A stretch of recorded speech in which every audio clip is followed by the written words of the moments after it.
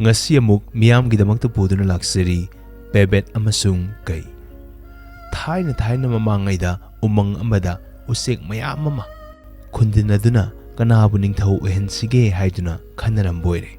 Asum khanarakpada langjana hairakpoire. Usek singi manungda aina khwaidagi kanba chawba isak phajaba heli. Aina usek ningthau oifam thoi.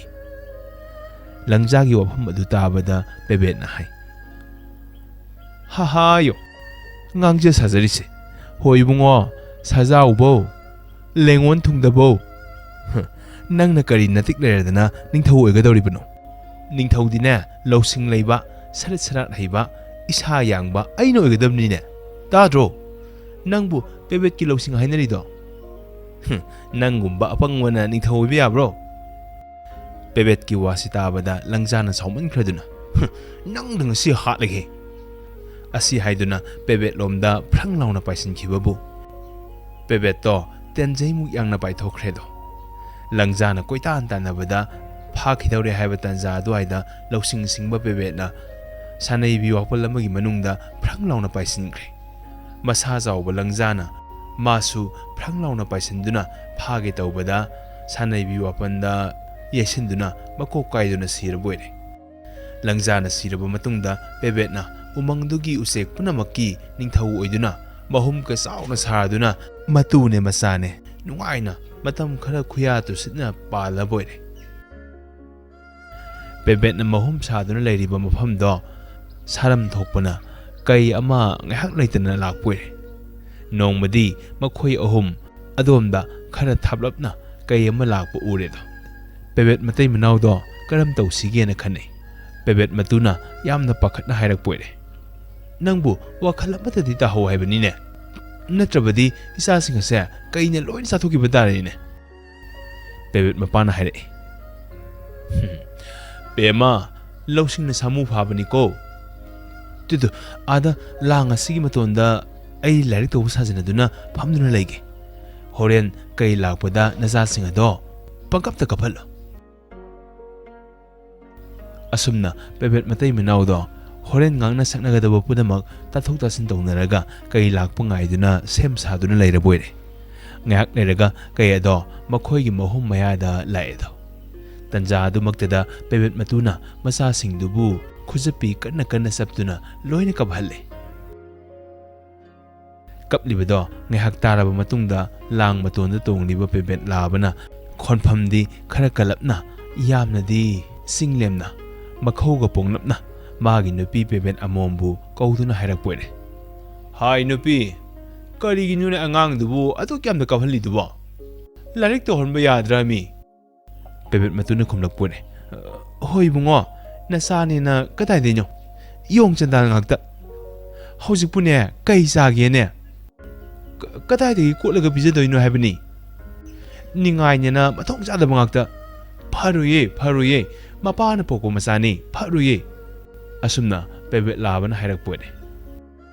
Hey wa sangthagano angang kapa themu haibni he adubu kai sage haibadubu kadai dagi no ina loro bijadoisibo. Hey ai phambak thakta kai leiro maset khara leidane adu khara phakla bijodana akhang badi tale haye ho atek pasage ye onthok paningai ne mi. Asitabada langdondagi Pebet labana. Ho adudi aswaida karigumba kaidu lakprani yengudana hek lakpa thobadine ai phabige. As onthok pa ngang ni duni tawrise. Hojikpu aibu tapak asuk chilingai sida kai mu phaba tariba. Asi hairaga Pebet labado lang matondagi kumtha sandarakle. Ngasai makai Pebet matai manawna sanariba wari du kai adu taboire. Pebet masasingna kai sage adusu akang manataba atekpa haibadu mangondadi onthokna ngakna thoklaboire. Jiba pumnamakna kinariba kai bu sage haiduna ningai tawi haibasinadi asamba Pebet oiroi. Kai hatpa ngambu oiramba tai. Mana langdon sidagi kumthara abadi ai soitna hatkiba tai. Adudi mana kumthaduna leibak yautringaida ai thawai hingnaba sel hobuna pare. Asi khaladuna kai ado maning tekthoktuna mafamdudagi senkhre. Asumna lausing leiba Pebetna lausingi pambaina majasingbu kaina sakhigadabadagi kankiboire. Namit adudagi hauna makhoina mahum sariba saram thokpa mafamduda kai amata lakhidre. Pebet matai manaudo masasinga loinana khuyatusna nungaina pankhiboire. Lausing singba Pebetna saing saba tamthiraba kaibu lausingi pangalna maithiba piduna yekna khurau sendana umangda maning dauna ningthina leiba ngamki.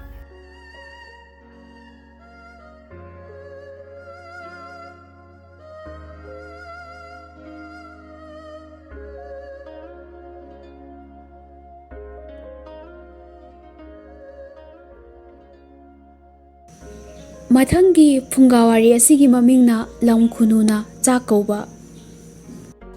Thaina mamangaida umang amada Lamkhunu matai manauna kwak urok usai maku usek maribu sak kauboire.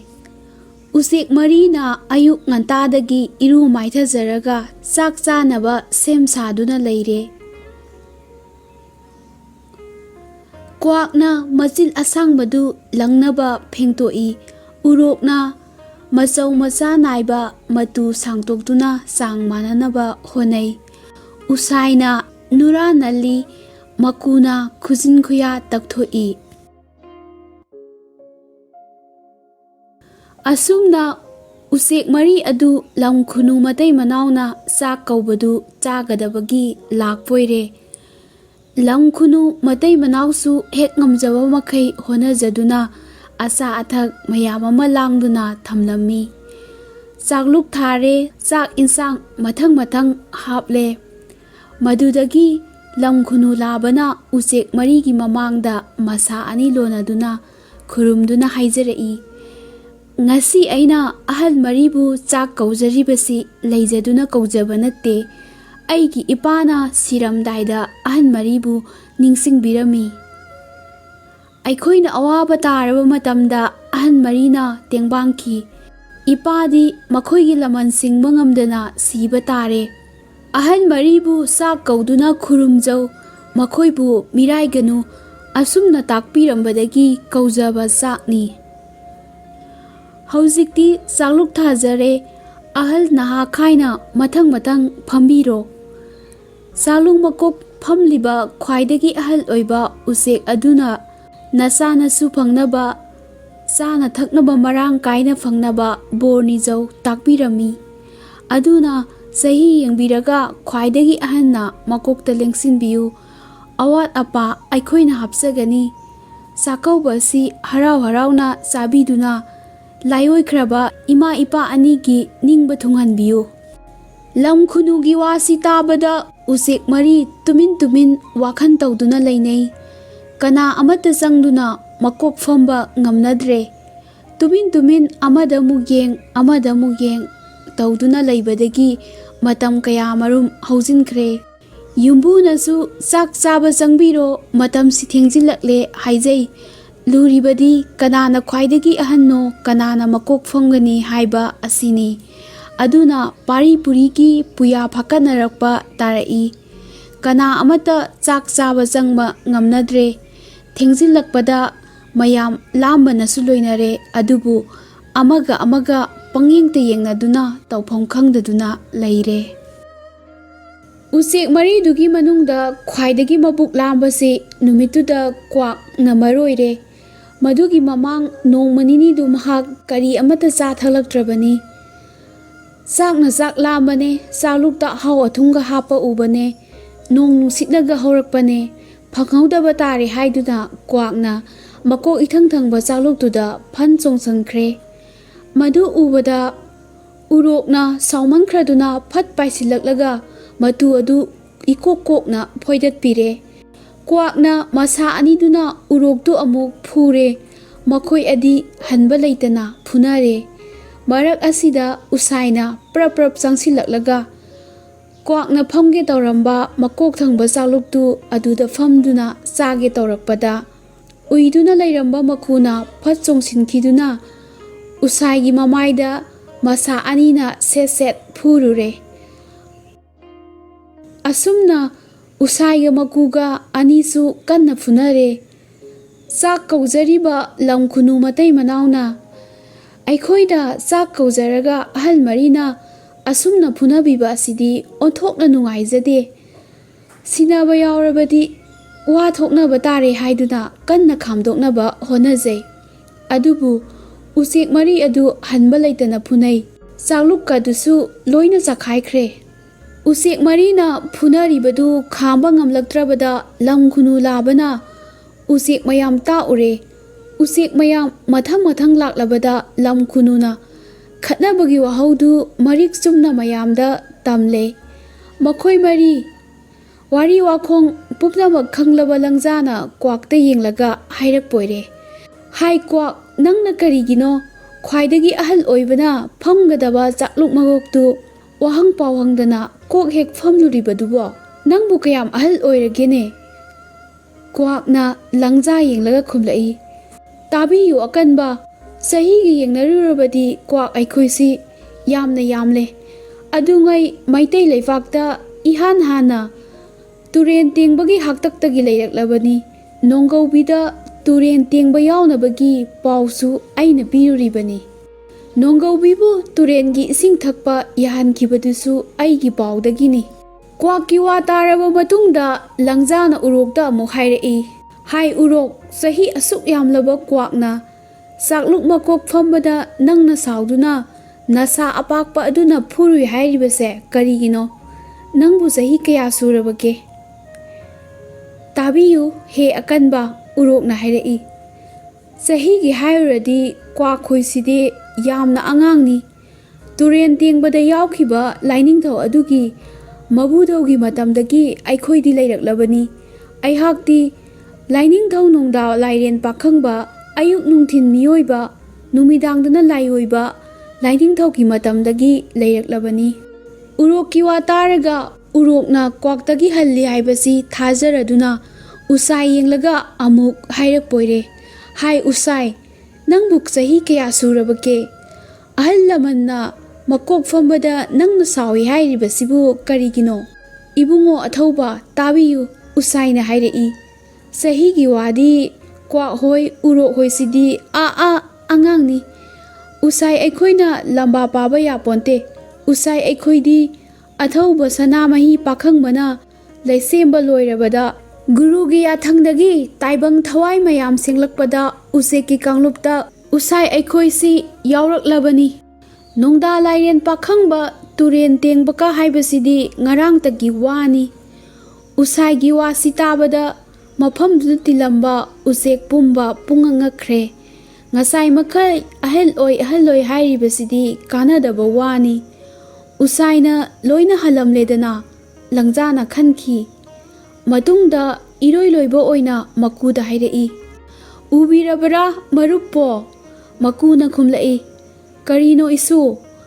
ꯂꯪꯖꯥꯅ ꯃꯌꯥꯝ ꯄꯨꯝꯅꯃꯛ ꯆꯍꯤ ꯄꯥꯟꯅꯔꯤ꯫ ꯉꯁꯤ ꯂꯝꯈꯨꯅꯨꯒꯤ ꯆꯥꯛꯀꯧꯕ ꯂꯥꯛꯄ ꯎꯆꯦꯛꯁꯤꯡꯒꯤ ꯃꯅꯨꯡꯗ ꯀꯅꯥꯅ ꯈ꯭ꯋꯥꯏꯗꯒꯤ ꯑꯍꯟꯅꯣ ꯍꯥꯏꯕꯗꯨ ꯊꯤꯔꯤꯕꯅꯤ꯫ ꯑꯍꯟꯗꯤ ꯎꯏꯕꯗꯒꯤ ꯋꯥꯔꯤꯒ ꯑꯃꯠꯇ ꯇꯥꯍꯧꯕꯤꯔꯝꯃꯔꯣꯏ꯫ ꯑꯍꯟꯕꯨ ꯆꯍꯤ ꯀꯌꯥ ꯁꯨꯕꯤꯔꯒꯦ? "ꯍꯥ, ꯀꯔꯤ ꯍꯥꯏꯕ?" ꯃꯀꯨꯅ ꯃꯅꯥ ꯇꯥꯗ꯭ꯔꯗꯨꯅ ꯂꯥꯎꯅ ꯍꯥꯏꯌꯨ ꯍꯥꯏꯅ ꯏꯪꯒꯤꯠ ꯇꯧꯔꯛꯏ꯫ "ꯍꯣ, ꯑꯍꯟꯕꯨ ꯆꯍꯤ ꯀꯌꯥ ꯁꯨꯔꯒꯦꯕ?" ꯂꯪꯖꯥꯅ ꯈꯔ ꯂꯥꯎꯅ ꯍꯥꯏꯔꯛꯏ꯫ "ꯑꯍꯜ ꯍꯥꯏꯅꯨ, ꯏꯄꯨ ꯍꯥꯏꯌꯨꯅꯦ꯫ ꯍꯥꯏ ꯅꯍꯥꯁꯥ, ꯏꯄꯥ ꯏꯄꯨꯒꯤ ꯋꯥꯉꯥꯡ ꯁꯉꯥꯡ ꯂꯣꯟꯆꯠ ꯕꯦꯕꯥꯔ ꯀꯥꯏꯅꯨꯅꯦ." ꯃꯀꯨꯒꯤ ꯋꯥꯁꯤ ꯇꯥꯕꯗ ꯂꯪꯖꯥꯅ, "ꯍꯣꯏ, ꯏꯄꯨ ꯀꯧꯔꯒꯦ꯫ ꯏꯄꯨꯒꯤ ꯆꯍꯤ ꯀꯌꯥ ꯁꯨꯔꯒꯦ?" ꯎꯁꯥꯏꯅ ꯍꯥꯏꯔꯤꯕꯗꯤ ꯃꯥꯅ ꯈ꯭ꯋꯥꯏꯗꯒꯤ ꯑꯍꯟꯅꯤ, ꯁꯅꯥꯃꯍꯤꯅ ꯂꯩꯁꯦꯝꯕꯗ ꯌꯥꯎꯔꯛꯂꯕꯅꯤ ꯍꯥꯏꯔꯤꯌꯦ ꯍꯥꯏꯔꯛꯄꯗ ꯃꯀꯨꯅ ꯈꯨꯝꯂꯛꯄꯣꯏꯔꯦ, "ꯈꯪꯗ꯭ꯔꯦꯗ, ꯅꯄꯨꯗꯤ ꯆꯍꯤ ꯌꯥꯝꯃꯜꯂꯗꯨꯅ ꯃꯁꯤꯡꯒ ꯑꯝꯇ ꯅꯤꯡꯁꯤꯡꯗ꯭ꯔꯦꯗ꯫ ꯍꯥꯏ ꯌꯦꯡꯉꯣꯏ, ꯅꯪꯒꯤ ꯎꯁꯥꯏ ꯍꯥꯏꯔꯤꯕꯗꯨꯗꯤ ꯏꯁꯨꯒꯤꯁꯨ ꯁꯨꯊꯥꯡ, ꯁꯨꯊꯥꯡꯗꯒꯤꯁꯨ ꯁꯨꯊꯥꯡ, ꯑꯗꯨꯒꯤꯁꯨ ꯁꯨꯊꯥꯡꯅꯤ꯫ ꯌꯥꯝꯅ ꯑꯉꯥꯡ ꯑꯣꯏꯔꯤꯕꯅꯤ."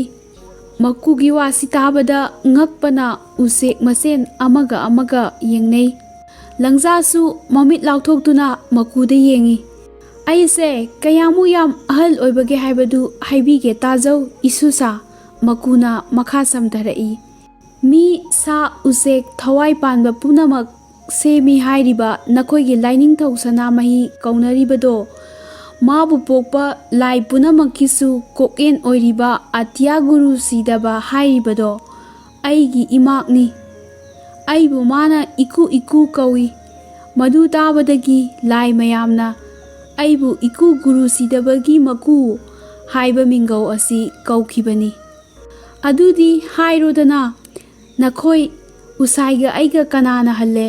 ꯂꯥꯏ ꯃꯌꯥꯝꯅ ꯑꯗꯨꯉꯩ ꯊꯣꯟꯈꯤꯕ ꯑꯩꯒꯤ ꯃꯤꯡ ꯑꯁꯤ ꯍꯧꯖꯤꯛ ꯐꯥꯎꯕ ꯍꯣꯡꯗ꯭ꯔꯤꯕꯁꯤꯅꯤ꯫ ꯑꯗꯨꯅ ꯆꯍꯤ ꯑꯣꯏꯅ ꯄꯥꯔꯨꯔꯒꯗꯤ ꯃꯁꯤꯡ ꯈꯪꯗ꯭ꯔꯦ ꯍꯥꯏꯔꯤꯕꯁꯤꯅꯤ꯫ ꯅꯈꯣꯏꯅ ꯈꯪꯅꯤꯡꯂꯒꯅ ꯑꯇꯤꯌꯥ ꯒꯨꯔꯨ ꯁꯤꯗꯕꯗ ꯍꯪꯉꯨꯆꯣ꯫ ꯃꯀꯨꯒꯤ ꯃꯔꯤꯛ ꯆꯨꯝꯂꯕ ꯋꯥꯔꯤ ꯋꯥꯔꯦꯡꯗꯨ ꯇꯥꯕꯗ ꯎꯆꯦꯛ ꯄꯨꯝꯅꯃꯛ ꯇꯨꯃꯤꯟ ꯇꯨꯃꯤꯟ ꯂꯩꯅꯈ꯭ꯔꯕꯣꯏꯔꯦ꯫ ꯎꯆꯦꯛꯁꯤꯡꯗꯨꯅ ꯇꯨꯃꯤꯟ ꯇꯨꯃꯤꯟ ꯆꯤꯕꯣꯟ ꯆꯤꯕꯣꯟ ꯉꯥꯡꯅꯩ꯫ ꯍꯣꯏꯗ ꯁꯛꯐꯝꯅꯦ ꯃꯤꯠꯌꯦꯡꯅꯦ ꯅꯥꯌꯦꯡꯅꯦ ꯑꯣꯏꯅꯤꯗ ꯍꯥꯏꯔꯤꯕꯁꯤ꯫ ꯉꯥꯏꯍꯥꯛ ꯂꯩꯔꯒ ꯂꯪꯖꯥꯅ ꯃꯀꯨꯗ ꯈꯨꯔꯝꯖꯗꯨꯅ ꯍꯥꯏꯖꯔꯛꯄꯣꯏꯔꯦ, ꯅꯅꯥꯏ ꯑꯩꯅ ꯈꯪꯗꯗꯨꯅ ꯉꯥꯡꯖꯈꯤꯕ ꯂꯪꯖꯈꯤꯕ ꯏꯔꯥꯟ ꯄꯨꯝꯅꯃꯛ ꯉꯥꯛꯄꯤꯌꯨ꯫ ꯎꯆꯦꯛꯁꯤꯡꯒꯤ ꯃꯅꯨꯡꯗ ꯏꯄꯨꯅ ꯈ꯭ꯋꯥꯏꯗꯒꯤ ꯑꯍꯟꯅꯤ ꯍꯥꯏꯕꯁꯦ ꯅꯁꯨꯁꯨ ꯌꯥꯖꯔꯦ꯫ ꯉꯁꯤꯗꯤ ꯏꯄꯨꯕꯨ ꯅꯁꯨꯅ ꯆꯥꯛ ꯀꯧꯖꯔꯒꯦ꯫ ꯏꯅꯒꯟꯗ ꯇꯣꯡꯕꯤꯔꯒ ꯑꯩꯒꯤ ꯌꯨꯝꯗ ꯂꯦꯡꯕꯤꯌꯨ꯫ ꯁꯤ ꯍꯥꯏꯔꯗꯨꯅ ꯂꯪꯖꯥꯅ ꯃꯀꯨꯕꯨ ꯃꯅꯒꯟꯗ ꯇꯣꯡꯍꯜꯂꯒ